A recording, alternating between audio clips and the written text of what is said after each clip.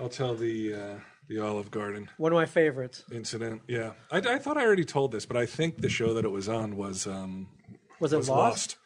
There's Suzanne coming up to the fucking mic. I went to the Olive Garden. This is going back to like mid 90s, I guess. What I was doing in the Olive Garden at the time, I guess I thought I was fancy. Yeah. You know, Above your station. Right. I saved up, got to the Olive Garden, and I'm sitting there with my then girlfriend, and we're in the no smoking section because back then there's smoking and non-smoking, and we're in the no smoking section. So some lady behind me lights up a cigarette, and I'm nice about it. To me, I'm just like, come on, moron, you must know you're sitting in no smoking. But I say, hey, we're in no smoking. Would you mind putting that out? Looks at me like I'm a fucking idiot for even suggesting it, right? So she goes, okay, like I'm a fucking moron. And I wait another, 10, 15 seconds, and she's still got it there. And I look over again, I go, can you just put it out? And her friend, they're like, these three fucking grotesque they look like they're fucking half ginger, half animal, man, if you know what I'm saying. All right. He does. Oh, he does. She's like, she's waiting for an ashtray. And I go, just use this. And I had like a saucer, like a saucer thing, and I give it to her. She won't put it out, right? So she's waiting for the waitress. It has to be at least a minute and a half, close to 2 minutes, and the smoke's wafting all over. So I stand up and I have a glass of water, and I pour it on the tip of her cigarette. She doesn't see me. Like I'm sitting with my back to their table, and the lady who has her cigarette is sitting with her back to me.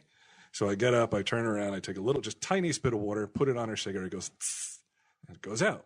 Sit back down.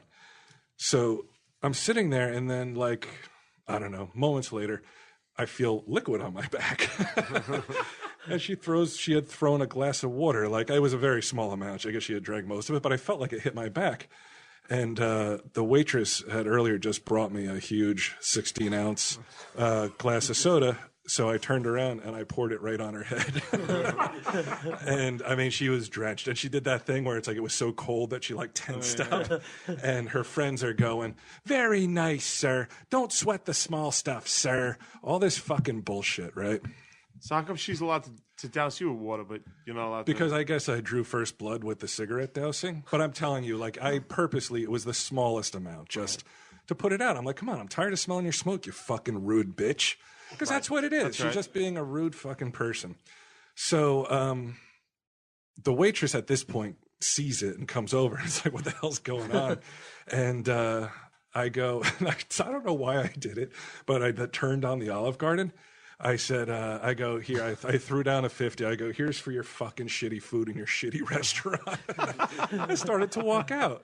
And the hostess is following me, and she's like, why did you do that? You shouldn't have done that. And I turn around and I go, who are you to be giving me any kind of lessons? I was like, I don't need no moral lesson from you. What she was doing at the time was trying to stop me from leaving. All right. Somebody called the cops. What's that? They'll call the cops. And as I was walking out, the cop showed up. And I walked back to the cop, so I wasn't like trying to make an escape. And so the cop took my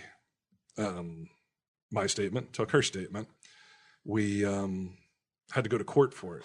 We actually went to court. She pressed charges for assault. Right. Even though she dumped water on me. So we're sitting in court, and I had to testify. My girlfriend had to testify. This lady testified, but none of her friends showed up. And instead of testifying to begin with, we had to talk to a mediator.